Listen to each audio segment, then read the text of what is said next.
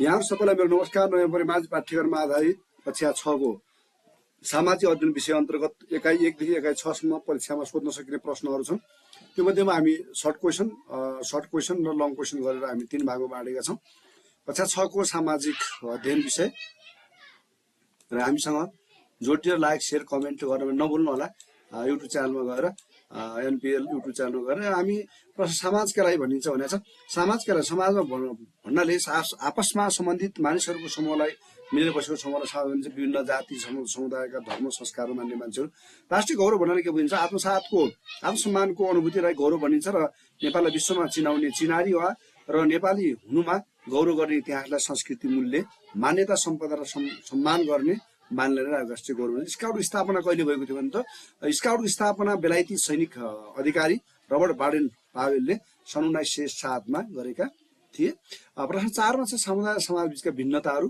फरक जाति धर्म संस्कार रीतिरिवाज भएका मानिसहरू मिलेर बसोबास गरेको समुदायको ठूलो रूपलाई हामी समाज भन्छौँ भने एउटै संस्कृति धर्म रीतिरिवाज एउटै जाति विशेष भएका मानिसहरू बसोबास भएका समाजलाई सानो रूपलाई हामी समुदाय भन्छौँ। सडकमा कस्ता सम्भावित जोखिमहरू हुन्छ भनेको छ।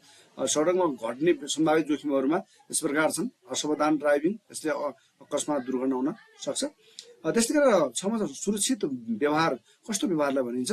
सुरक्षित व्यवहार भन्नाले कस्तो व्यवहार, यस्तो व्यवहारलाई जनाउँछ जसले व्यक्तिको स्वास्थ्य जीवन रक्षा गर्न र अरूलाई हानि पुर्याउँदैन भने यसलाई हामी सुरक्षित व्यवहार भन्ने गर्छौँ। समाज समुदाय बीचका दुईवटा समानता हुनेछ, यही भइहाल्यो। राणा शासनको सुरुवात अन्त्य कहिले भएको थियो भन्ने छ।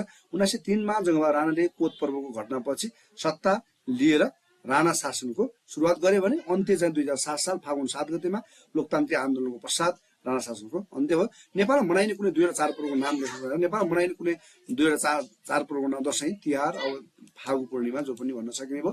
समूह ख मा छ गाउँ कार्यपालिका गठन प्रक्रिया। गाउँ कार्यपालिकाको गठन प्रक्रिया यस्तो छ है। अध्यक्ष एकजना हुन्छ, गाउँपालिका प्रत्यक्ष निर्वाचित, अनि प्रत्येक वडा उपाध्यक्ष एकजना हुन्छ, अनि बाँकी के हुन्छ भन्दा प्रत्येक वडाबाट निर्वाचित वडा अध्यक्षहरू एकजना हुन्छ। गाउँसभा निर्वाचित गरेका सदस्य संख्या 4 जना। गाउँसभा निर्वाचित गरेका दलित वा अल्पसंख्यक समुदायबाट निर्वाचित भएका संख्या 2 जना गरेर यो संख्या हुने गर्छ। नगर अथवा नगरपालिका पनि यही प्रकारले नगरपालिका पनि हुने गर्छ।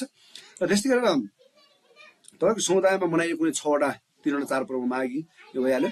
बाल अधिकार भनेको के हो? बाल अधिकार कुनै 2 वटा अधिकारको नाम लिन्छ। बाल अधिकार भनेको बाल अधिकार पाउने पर्ने अधिकारलाई बाल अधिकार भनिन्छ। बालबालिकाले पाउने कुनै 2 वटा अधिकार रहेछ। शिक्षाको अधिकार, संरक्षण अधिकार, स्वास्थ्य अधिकार, खाना पाउने, जयविद्वार सिंहको जीवन तयार गर्नु भनेको छ। यहाँ खगेन्द्र बहादुर बस्नेतको जीवन, यिनको चाहिँ जीवन यसरी चाहिँ रहेको छ। त्यस्तै गरेर अब हामी अर्को कुरा के छ भन्दा खगेन्द्र बहादुर बस्नेतको जीवनी यहाँ राखिएको छ। यो त्यसरी राखेको छ र प्राचीन कालदेखि नै आधुनिक सभ्यतासम्म आइपुग्दा मानिसहरूले आएका परिवर्तन उल्लेख गर्नुहोस् भनेको छ।